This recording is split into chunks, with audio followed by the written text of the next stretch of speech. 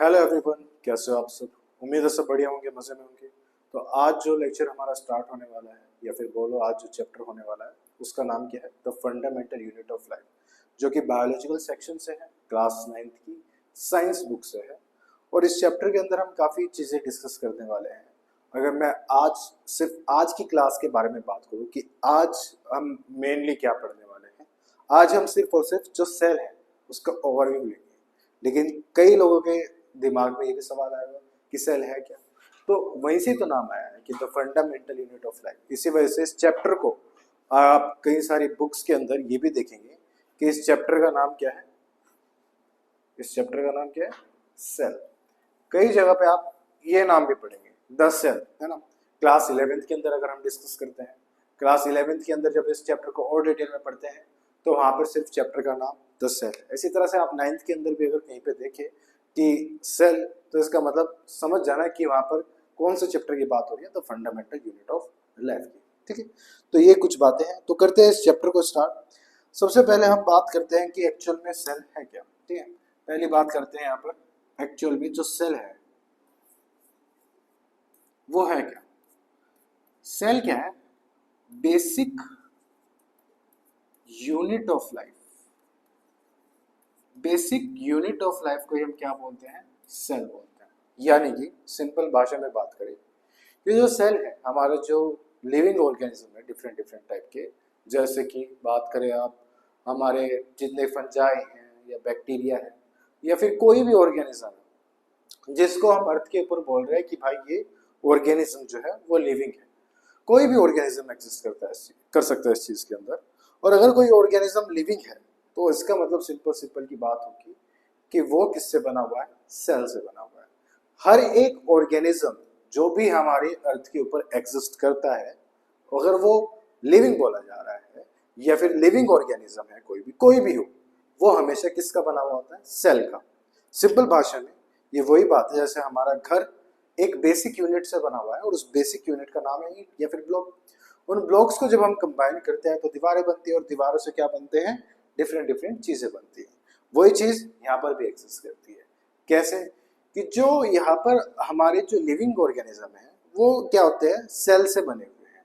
यहाँ पर एक सिंगल सेल है, वो कंबाइन होकर कुछ अलग स्ट्रक्चर बनाएगा, वो फिर और ज्यादा कंबाइन होकर कुछ अलग स्ट्रक्चर बनाएगा, और उसी बेसिस पे वो कैसे ज्वाइन हो रहा है, कैसे कंबाइन हो रहा है, कैसे कॉम्प्लेक्स हो रहा है, इसी बेसिस पे हम क्या करेंगे, यहाँ पर बात करेंगे कि डिफरेंट डिफरेंट टाइप के क्या स्ट्रक्चर फॉर्म हो सकते हैं, किस बेसिस पे कि किस पैटर्न में एक्चुअल में वो सेल जुड़ रहा है। ठीक है, तो पहले अगर मैं यहाँ पर बात करूं, जो सेल की यहाँ पर डिस्कवरी की थी वो की थी रॉबर्ट ब्राउन। सॉरी, जो यहाँ पर सेल की डिस्कवरी की थी उसमें एक स्ट्रक्चर हम पढ़ेंगे, न्यूक्लियस। उस न्यूक्लियस की जो डिस्कवरी की थी वो की थी रॉबर्ट ब्राउन ने। किसने की थी? रॉबर्ट ब्राउन ने डिस्कवरी की थी न्यूक्लियस की, है ना। और थोड़ा इसमें हम और भी डिस्कस करेंगे कि जैसे बात करें कि जो सेल जैसे डिस्कवर किसने किया है। जैसे ये स्लाइड है इसके अंदर ये चीजें और ज्यादा अच्छे से क्लियर है। जैसे ये सबसे पहले आए थे रॉबर्ट हुक, जिसने डिस्कवरी की थी कि सेल क्या होता है। अब ये डिस्कवरी की कैसे, थोड़ा थोड़ा ये समझते हैं कि न्यूक्लियस की तो डिस्कवरी समझ लें, अभी न्यूक्लियस की बात करेंगे कि न्यूक्लियस है क्या, सब समझ में आएगा, कोई इश्यू वाली बात नहीं है। तो इसमें अगर बात करें कि यहाँ पर सेल की जो सबसे पहले डिस्कवरी की थी वो की थी रॉबर्ट ब्राउन ने 1665 के अंदर। अब 1665 के अंदर क्या डिस्कवरी की थी, ये क्या कर रहे थे, कुछ सेल्स को चेक किए रहे थे, और वो सेल्स का नाम क्या था? कॉर्क सेल्स, जो कि प्लांट से लिए गए थे। क्या क्या होगा, प्लांट का कोई भी एक प्लांट लिया उन्होंने, जैसे यहाँ पर दिख रखा है, a substance come from bark tree. Cork क्या है? जो सब्सटेंस बार्क ट्री से आता है, यानी कि जो आउटर लेयर होती है किसी भी बड़े पेड़ की, ट्री की, है ना। तो अगर यहाँ पर जैसे कोई भी चीज है, अगर यहाँ पर कोई प्लांट है, जो ट्री है, जो क्या है, उसकी बार्क होती है, आउटर लेयर होती है, उसको हम बार्क बोलते हैं। उससे कोई क्या होता है, कुछ सेल्स निकलते हैं जिनको हम क्या बोलते हैं? Cork cell. ठीक है, उन कॉर्क सेल को क्या किया गया, उन्होंने लिया गया और उनको माइक्रोस्कोप के अंदर चेक किया गया। जब उन्होंने माइक्रोस्कोप के अंदर वो चीज चेक की तो उन्हें क्या देखने को मिला कि यहाँ पर कुछ इस तरह के स्ट्रक्चर दिखाई दे रहे हैं। स्ट्रक्चर, इस तरह के यहाँ पर स्ट्रक्चर यहाँ पर उनको दिखाई देते हैं, और ये कुछ इस तरह से कंपार्टमेंट्स लाइक स्ट्रक्चर शो हो रहे हैं। तो सेल को इन्होंने कैसे डिफाइन किया कि सेल जो है कुछ कंपार्टमेंट्स जैसा स्ट्रक्चर दिख रहा है। कैसा स्ट्रक्चर दिख रहा है? कुछ कंपार्टमेंट्स जैसा स्ट्रक्चर यहाँ पर शो हो रहा है।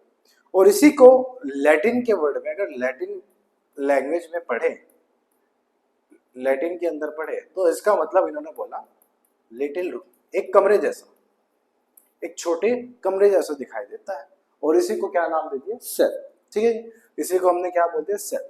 तो यही यहाँ पर कुछ थ्योरीज लिखी हुई है, आप चाहते हैं तो इसको नोट कर सकते हैं।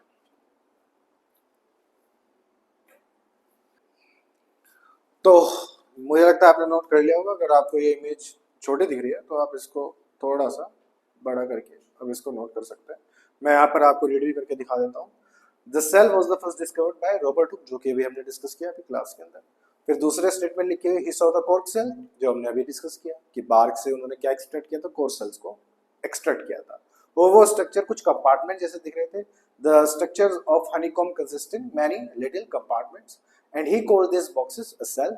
एंड सेल का जो लैटिन में मतलब होता है वो क्या होता है? यहाँ पर लिटिल रूम, ये आ जाएगा लिटिल रूम। ठीक है, तो अगर यहाँ पर अब थोड़ा सा हम डिस्कस करेंगे कि जो सेल है उसका बेसिक स्ट्रक्चर कैसा है, क्या क्या पार्ट्स उसके अंदर आते हैं, क्या क्या चीजें हमें जो वो पार्ट्स बाद में जो है हमें उसे एक्सपेंड करके समझना है, ये चीजें हमें थोड़ा सा हम यहाँ पर डिस्कस करते हैं। जैसे कि सिंपल भाषा में बात करें, जो सेल होता है उसके अंदर जो आउटर लेयर होती है, जो उसके अंदर इस तरह से जो उसकी आउटर लेयर है, जो सेल की जो आउटर लेयर होती है, उसको हम क्या बोलते हैं? यहाँ पर सेल वॉल। अब ये जो सेल वॉल होती है ये क्या करती है, ये किस काम में आती है? ये किसी भी सेल को उसके बाहर के एनवायरनमेंट से क्या कर रही है? सेपरेट कर रही है। सेल वॉल का काम सिर्फ और सिर्फ इतना है, सेल को प्रोटेक्शन करना, यानी कि क्योंकि बाहर की लेयर है, बाहर की लेयर का काम क्या होता है? बाहर के एनवायरनमेंट से को अंदर के एनवायरनमेंट से डिफरेंशिएट करना और बाहर के एनवायरनमेंट से प्रोटेक्ट करना। तो पहला फंक्शन सेल वॉल का क्या है? उसकी बाउंड्री फॉर्म कर रहा है, जिससे क्या हो रहा है? उसका एक पर्टिकुलर जो है वो बाहरी एनवायरनमेंट से उसे सेपरेट कर रहा है, और इसी चीज को क्या बोलते हैं? हम सेल वॉल बोलते हैं। ठीक है जी। अब सेल वॉल होती है जैसे डिफरेंट डिफरेंट ऑर्गेनिज्म के अंदर डिपेंड करता है कि कौन सा ऑर्गेनिज्म है, डिफरेंट डिफरेंट ऑर्गेनिज्म के अंदर डिफरेंट डिफरेंट सेल वॉल हो सकती है। जैसे कि अगर बात करें, जैसे अगर मैं प्लांट्स की बात करूं, सिंपल सिंपल प्लांट्स की बात करूं, प्लांट्स के अंदर जो सेल वॉल होती है वो सेलुलोज की बनी हुई होती है। सेलुलोज क्या होता है? एक शुगर कंपाउंड है जिसको हम सेलुलोज, एक कॉम्प्लेक्स शुगर है जिसको हम सेलुलोज बोलते हैं। ठीक है जी। और अगर बात करें वहीं पर जैसे फंजाई के अंदर बात करें, जो फंगस होता है उसका फंजाई बोलते हैं। अगर उसके अंदर बात करें तो ये काइटिन की बनी हुई होती है। वो किसकी बनी हुई होती है? Chitin. It is also a complex sugar. ठीक है, बट स्ट्रक्चर डिफरेंशिएट है, डिफरेंट स्ट्रक्चर है, इसी वजह से नाम भी डिफरेंट है। वहीं पर बात करें एनिमल सेल्स के बारे में या हमारे सेल्स के बारे में, इन द एंड क्योंकि हम भी एनिमल्स में आते हैं, तो अगर एनिमल सेल की बात करें इसके अंदर ये एब्सेंट होती है, इसके अंदर जो सेल वॉल होती है वो कंप्लीटली एब्सेंट होती है, यानी कि पाई नहीं जाती। ठीक है, चलो यहाँ तक बात समझ में आई। अब इसके बाद क्या होता है? इसके अंदर क्या है? एक और लेयर प्रेजेंट रहती है जो कि इसके अंदर की तरफ इस तरह से, इसके अंदर एक और इस तरह से लेयर प्रेजेंट होती है। अब अगर इस लेयर को मैं ध्यान से देखूं, जो ये लेयर मैंने यहाँ पर बनाई है इसको मैंने डॉटेड लेयर बनाई है, यानी कि पूरे कंप्लीट इस तरह से राउंड नहीं किया जैसे बाहर वाली की थी, ये थोड़ी मैंने जो है डॉटेड बनाई है। फॉर द रीजन, क्योंकि इस सेल का नाम पहले तो नाम पढ़ लेते हैं। इस सेल का मेम्ब्रेन का नाम क्या होता है? इस सेल मेम्ब्रेन का नाम होता है प्लाज्मा मेम्ब्रेन। इस लेयर का नाम क्या है? Plasma membrane. इस प्लाज्मा मेम्ब्रेन क्या है? एक सेमी परमिएबल लेयर है। सेमी परमिएबल लेयर का मतलब है कोई भी ऐसी लेयर जो कुछ सब्सटेंस को अपने अंदर एंट्री दे और कुछ सब्सटेंस को एंट्री ना दे। Same goes for exit. अगर कोई भी ऐसी लेयर है जिससे कुछ चीज बाहर जा सकती है, कुछ चीज बाहर नहीं जा सकती, वो लेयर कैसी होगी? सेमी परमिएबल लेयर होगी। और जो ये सेकंड लेयर होती है वो सेमी परमिएबल लेयर है, और इसे डॉटेड बनाने का रीजन क्या है? इसके अंदर छोटे छोटे से पोर्स होते हैं, जिन्हें हिंदी में बोले तो छेद होते हैं।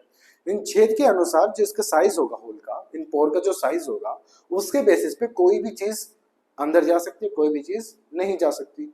फॉर एग्जाम्पल वाटर के मॉलिक्यूल बहुत ज्यादा बड़े होते हैं, वाटर मॉलिक्यूल बहुत ज्यादा बड़े होंगे, अगर इसके जो पोर साइज है उससे वाटर मॉलिक्यूल बहुत ज्यादा बड़े होंगे तो वाटर मॉलिक्यूल एंटर नहीं कर पाएगा। वहीं पर अगर कोई गैस है, फॉर एग्जाम्पल ऑक्सीजन गैस है, वो इस पोर साइज से छोटी होगी, वो आसानी से एंटर कर सकती है, तो वो एंट्री ले लेगी। तो depending on the pore size कुछ चीज इससे एग्जिट, कुछ चीज इससे एंट्री कर सकती है। इसी वजह से इसको हम स्पेशल नाम दे देते हैं सेमी परमिएबल मेम्ब्रेन। ठीक है जी, बात समझ में आती है, यहां तक बात क्लियर है पूरी।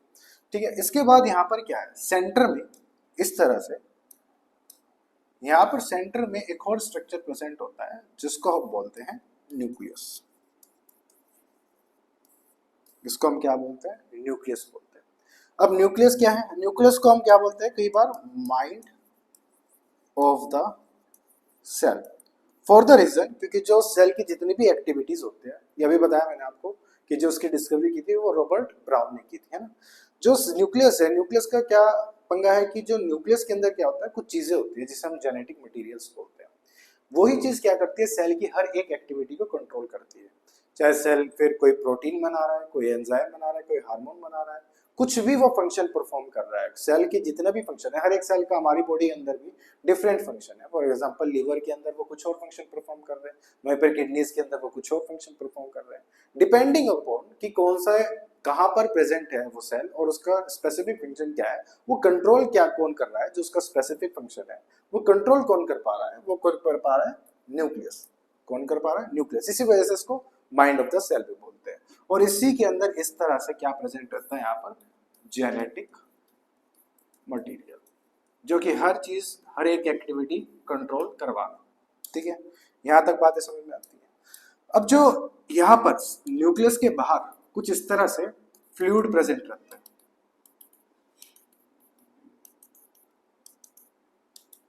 यहाँ पर जो न्यूक्लियस के बाहर जो फ्लूइड होता है, जो फ्लूइड प्रेजेंट रहता है, उसको हम बोलते हैं साइटोप्लाज्म।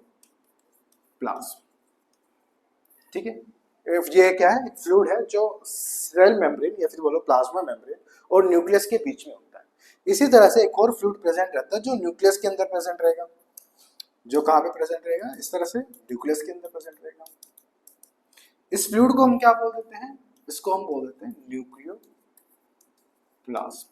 इसको हम क्या बोल देते हैं, न्यूक्लियोप्लाज्म।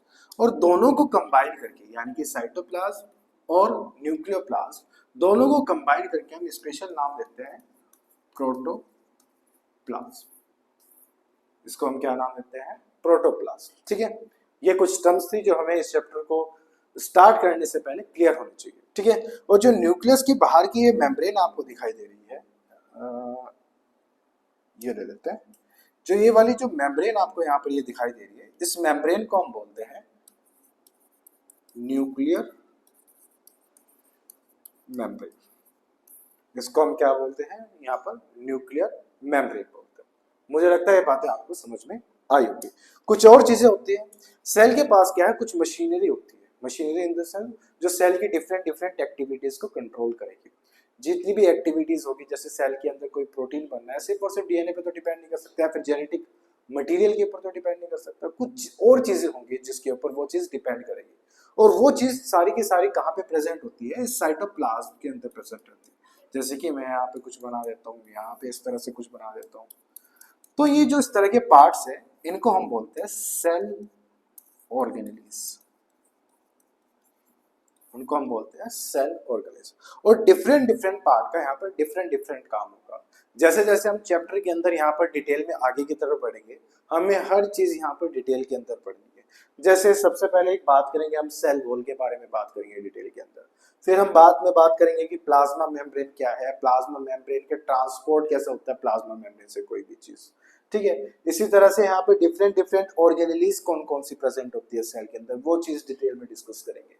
ठीक है, साइटोप्लाज्म, न्यूक्लियोप्लाज्म, जेनेटिक मटेरियल होता क्या है, और एक सेल से जब हमारी बॉडी में कोई कट वगैरह लग जाता है, इंजरी वगैरह लग जाती है, एक सेल से दो सेल कैसे बनते हैं, वो चीज सब हम डिटेल में डिस्कस करेंगे।